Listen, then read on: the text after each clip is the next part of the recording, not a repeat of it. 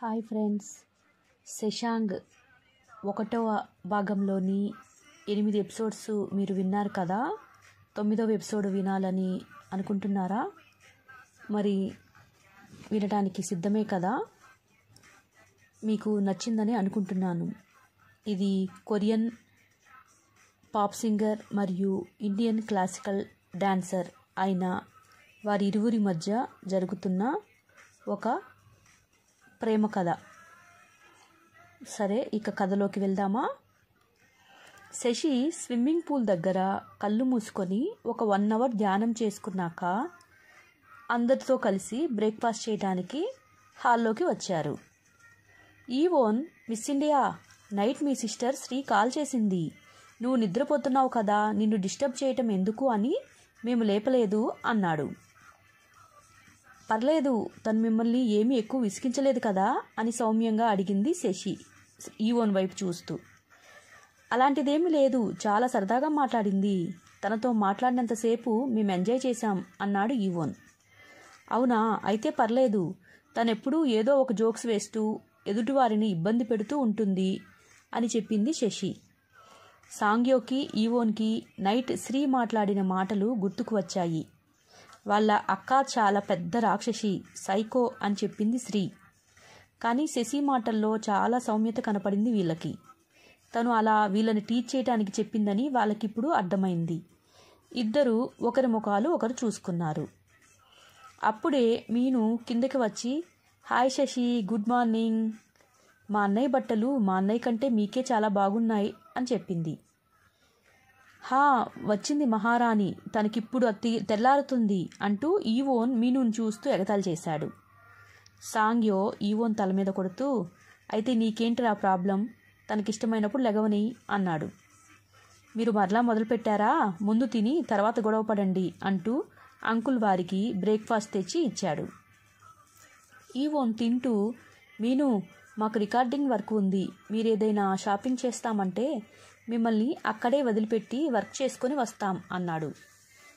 మీను, మేము నీతోనే వస్తాం ఒప్పా, మీరు లేకుండా మాకు షాపింగ్ బోర్ కొడుతుంది అని మీను సాంగ్య వైపు కూడా చూసి అడిగింది. ఓకే, మనతో వారిని కూడా తీసుకువెళ్దాం అని సాంగ్యో అన్నాడు. ఇద్దరు ఒకరి ముఖానికి ఒకరు చూసుకున్నారు. అన్నయ్య ఈరోజు వాళ్ళతో రమ్మంటానికి ఒప్పుకున్నాడు అనేది వాళ్ళకి చాలా వింతగా ఉంది. శశి బ్రేక్ఫాస్ట్ ముగించుకొని స్నానానికి వెళ్ళబోతూ, సాంగ్, నీకు ప్రాబ్లం లేదంటే మీ డ్రెస్ ఇంకొకటి తీసుకోవచ్చా అని అడిగింది. సాంగ్యో, నో ప్రాబ్లం, మీకేమో ఏం కావాలన్నా తీసుకోండి అని చెప్పాడు. శశి సాంగ్ అని అంత క్లోజ్గా తనని పిలుస్తుంటే సాంగ్యోకి తన పేరు ఏదో కొత్తగా అనిపించింది. అందరూ రెడీ అయ్యి వచ్చారు. శశి తన జుట్టుని సరిచేసుకుంటూ కిందకి వచ్చింది. హే, ఈ డ్రెస్ నాకంటే మీకు చాలా బాగుంది అని సాంగ్యో శశితో అన్నాడు. ఆ మాటను వినగానే మీను మరియు ఈవోన్ ఒకరినొకరు ముఖం ఒకరు చూసుకున్నారు. ఓప్పా, ఒక అమ్మాయిని పొగడటమా, తన డ్రెస్ గురించి అని దీర్ఘం తీస్తూ మీను ఈవోన్ వైపు చూసి చిన్నగా అంది.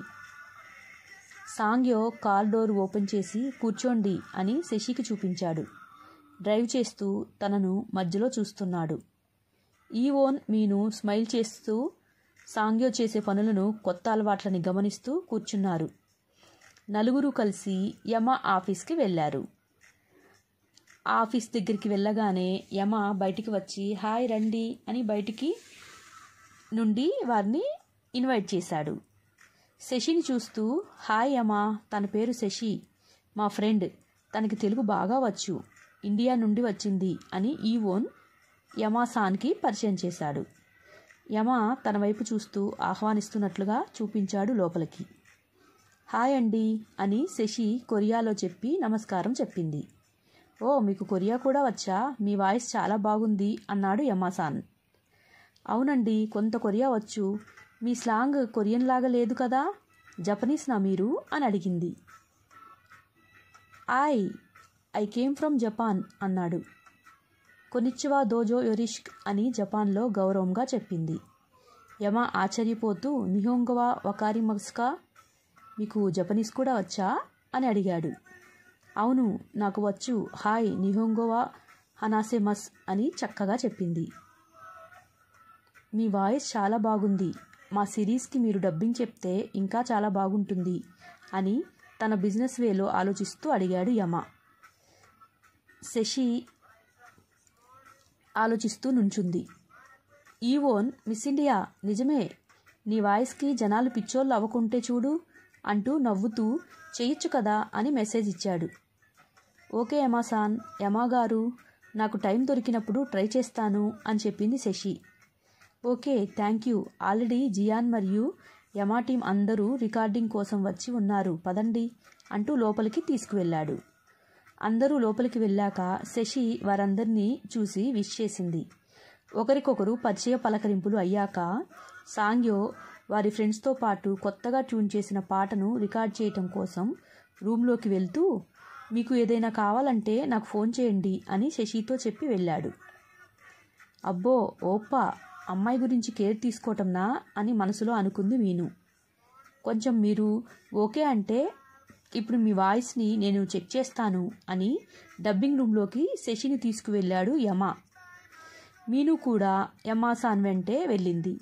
కొన్ని సిరీస్కి శశితో డబ్బింగ్ చెప్పించాడు. ఫస్ట్ అటెంప్ట్లోనే శశి చాలా పర్ఫెక్ట్గా చెప్పింది. అది సిరీస్కి చాలా బాగా సూట్ అయింది. మాకు ఇప్పుడు ఇండియన్ ఆడియన్స్ ఎక్కువ ఉన్నారు, సో మీరు ఈ టైంలో మాకు దొరకటం చాలా అంటే చాలా అదృష్టం. ప్లీజ్ ఏదో ఒక టైం తీసుకొని మాకు డబ్బింగ్ చెప్పడానికి ట్రై చేయండి అని యమ మరోసారి రిక్వెస్ట్ చేశాడు శశిని.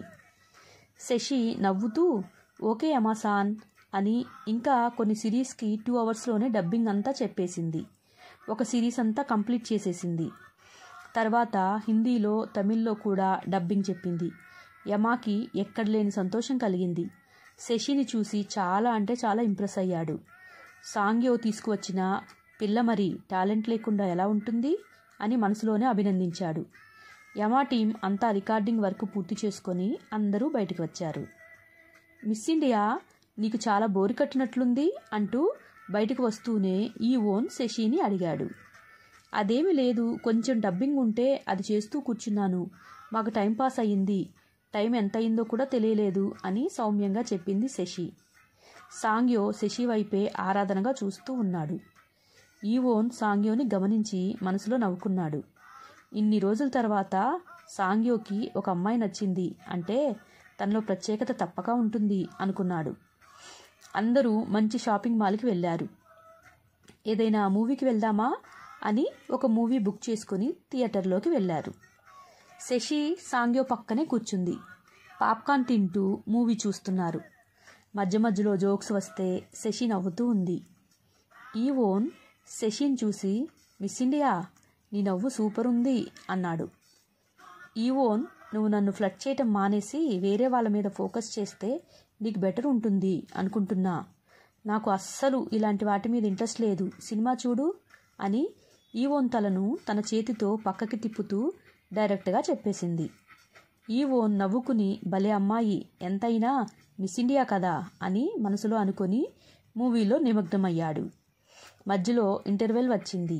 బయటికి వెళ్తూ శశి, నీకేమైనా కావాలా అని అడిగాడు. నాకైతే ఏమీ వద్దు, మూవీ టైంలో పాప్కార్న్ ఉంటే చాలు, అది ఎటు ఇందాక కొన్నాం కదా, ఇంకా అది అయిపోనే లేదు అని చెప్పింది. అందరూ బయటికి వెళ్ళారు. సాంగ్య మనసు ఎంత వద్దనుకున్నా తన కళ్ళు శశికి అట్రాక్ట్ అయ్యాయేమో తన వైపు చూస్తూ ఉన్నాడు. తనకి ఏమవుతుందో తనకే అర్థం కావటం లేదు. సాంగ్యో శశి మాత్రమే ఉన్నారు. సాంగ్యోకి శశితో మాట్లాడాలని చాలాగా అనిపిస్తోంది. కానీ ఏం మాట్లాడాలో తెలియటం లేదు. తన మనసులో మాట శశికి వినపడిందో ఏమో.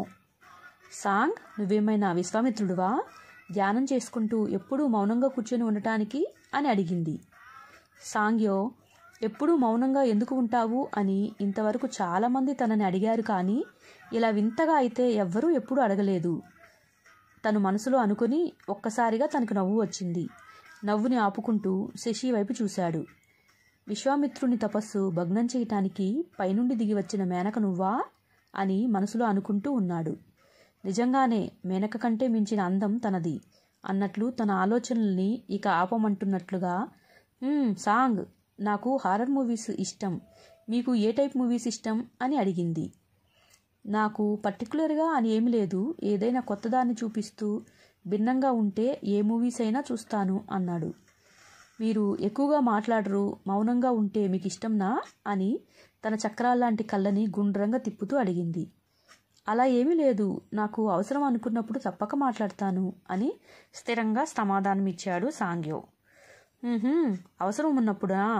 ఓకే, అది మంచిదే కదా అని సమాధానం ఇచ్చింది. ఇంతలో అందరూ లోపలికి వచ్చి కూర్చున్నారు. హాయ్ ఫ్రెండ్స్, 9వ ఎపిసోడు అయిపోయింది. శశి సాంగ్యోకి ఇప్పుడిప్పుడే పరిచయం అవుతోంది కదా. సాంగ్యో శశికి అట్రాక్ట్ అవుతున్నాడు. ఈవోన్ కూడా మధ్య మధ్యలో శశిని ఫ్లర్ట్ చేస్తూ ఉన్నాడు.